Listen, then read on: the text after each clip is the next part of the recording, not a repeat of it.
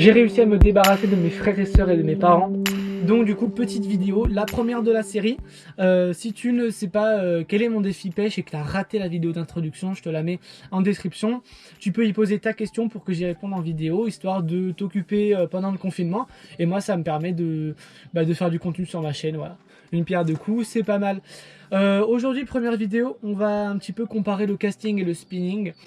Simplement parce que je trouve qu'en France c'est compliqué quand on est débutant surtout de se lancer pleinement dans la pêche sans avoir un petit peu des doutes déjà parce qu'on a une réglementation qui est assez complexe en France, mais aussi simplement parce que on a énormément de matos qui est proposé sur le web.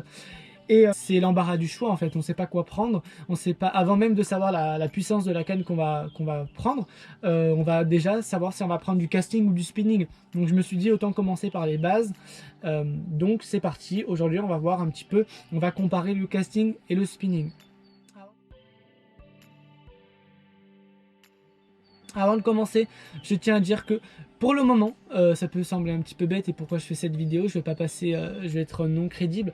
Je n'ai pas de canne casting, mais simplement parce que c'est un choix, j'en ai pas eu besoin. Après, j'ai des amis pêcheurs qui m'en ont prêté, etc. Donc, je pense que je suis assez apte à les comparer.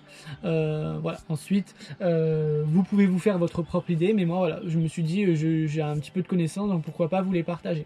Alors, d'une manière générale, je dirais que le casting, il est... donc déjà, le casting, on va dire que c'est un ensemble qui est à la mode.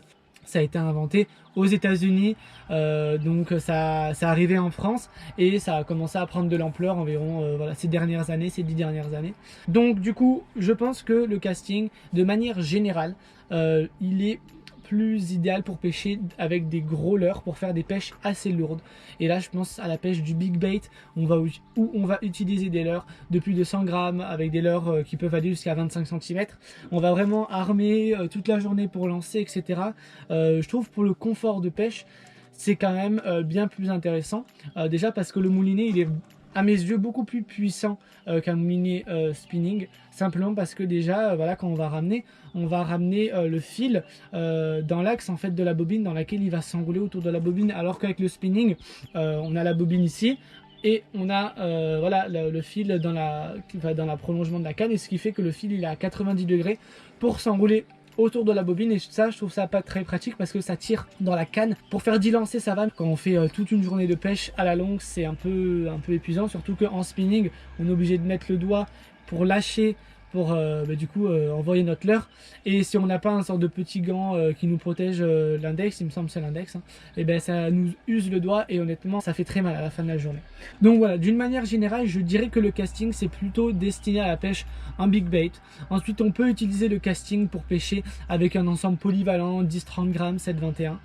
Encore que 7-21, ça à mes yeux c'est un petit peu léger, donc une 10-30 grammes en casting, pourquoi pas. L'avantage du casting en fait, c'est qu'on peut poser notre pouce sur la bobine, ce qui nous permet à la fois quand on pêche en vertical par exemple de bien ressentir l'étape, mais également quand on veut lancer et quand on veut faire des posés vraiment discrets, on a juste à appuyer un petit peu sur la bobine pour ralentir le leurre et faire un posé vraiment discret. Et pour moi ça c'est un des avantages qu'on n'a pas en spinning, puisque en spinning quand on lance et quand on voit qu'on va se mettre dans les arbres, on a beau rattraper notre fil, donc ça va être une catastrophe en termes de discrétion au posé. Donc pour moi le casting c'est vrai qu'il a vraiment un avantage notamment sur la discrétion des posés. L'avantage que je trouve au spinning, donc je dis bien le spinning, c'est qu'on va avoir des lancers qui pour moi sont un petit peu plus longs, un petit peu plus, voilà, on peut lancer un petit peu plus loin, simplement parce que voilà, quand on lance avec du spinning, on va ouvrir le pick-up et le fil, voilà, comment dire, il est en libre service, quoi, il va se dérouler automatiquement, il n'y aura pas de résistance. Donc l'avantage que je dirais pour le spinning, c'est qu'il peut lancer un peu plus loin. Après, si vous êtes en bateau, vous me direz, vous pouvez tout simplement avancer votre bateau jusqu'à la zone de pêche. Je vais vous dire oui, vous avez raison. Donc honnêtement, est-ce que c'est vraiment un avantage qu'on peut vraiment qui permet de dire je préfère le spinning au casting? Je ne pense pas. Ensuite, le casting, on a maintenant des ensembles qui sortent pour pêcher le casting vraiment en finesse avec des leurres de 2 grammes, 3 grammes. Honnêtement, ça ne sert à rien si vous êtes débutant ou même plus expérimenté. Je vois pas l'utilité de pêcher en fait avec un ensemble à 500 €, puisque avec le casting qui est de base plus cher que le spinning pour un matériel de même qualité, ça on y reviendra.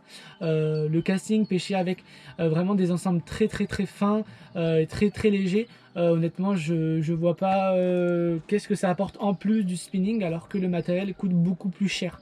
Voilà, pour lancer un leurre de 2 grammes, il va vous falloir un ensemble à 500 €, alors qu'avec en spinning, vous pouvez trouver à partir des 100-150 € du matériel qui vous permet de pêcher très bien. Et c'est pas parce que vous allez mettre 500 € dans un ensemble casting pour pêcher avec des leurres de 2 grammes que vous allez trouver plus d'avantages que avec du spinning. Ça c'est voilà. Donc si vous êtes débutant, je vous conseille vraiment de commencer avec du spinning si vous voulez pêcher par exemple la truite au leurre.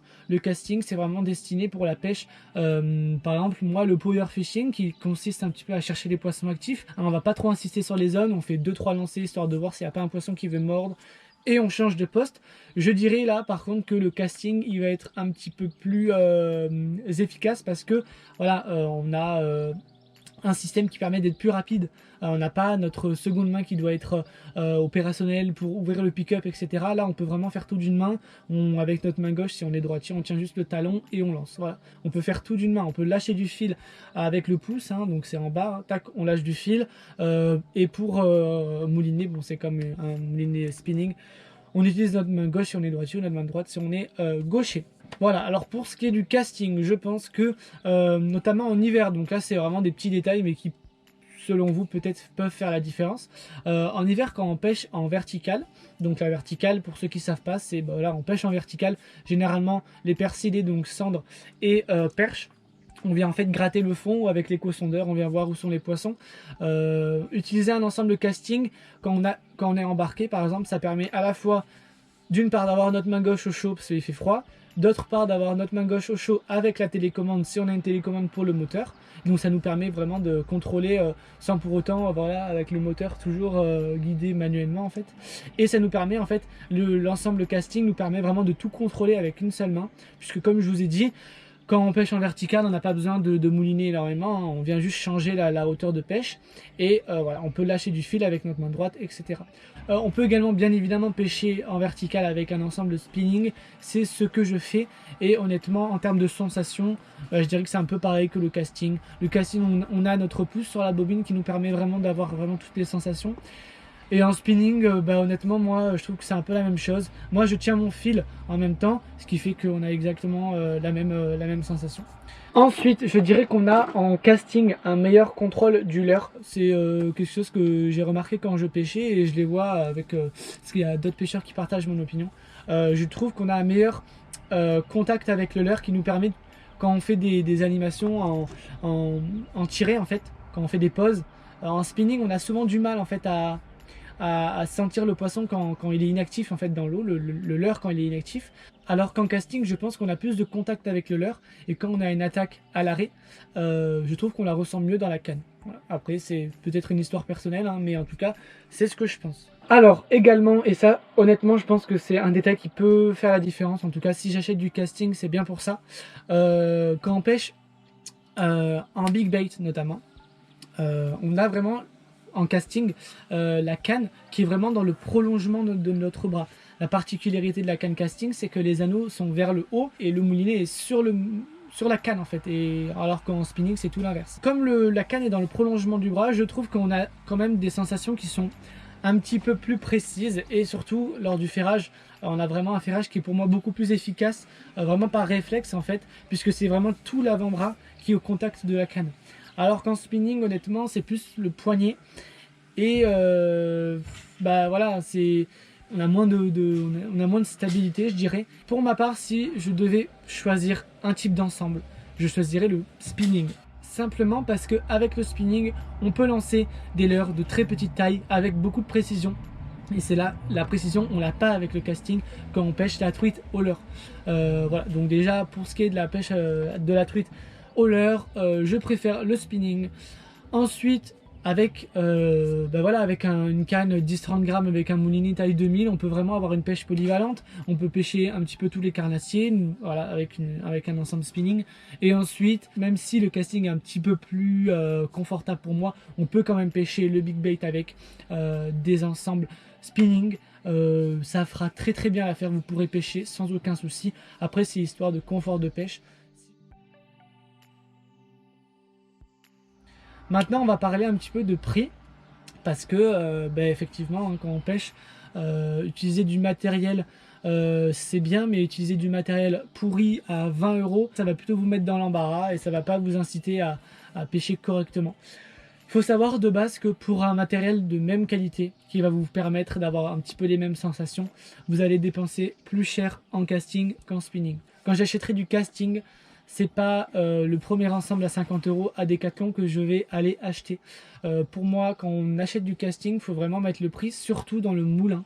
Parce que c'est pour moi un petit peu le treuil de la canne, hein, c'est ce qui va un petit peu faire toute la majeure partie du travail. Et si on n'a pas un moulinet de bonne qualité, quoi, pour moi, on va devoir racheter un moulinet dans 3-4 mois et c'est pas du tout le but. Pour ce qui est des ensembles, par exemple je parlais du Big Bait, pour ma part je pense que j'ai regardé un petit peu parce que je me suis un petit peu informé aussi pour moi. Les moulinets qu'on va trouver de bonne qualité, ils sont autour des 200 à 300 € pour ce qui est d'un moulinet casting. Et pour ce qui est des cannes, on peut en trouver entre 100 et 200. Donc ça vous fait globalement un ensemble entre 300 et 500 €. C'est vraiment pas négligeable. Pour moi, c'est un investissement assez lourd.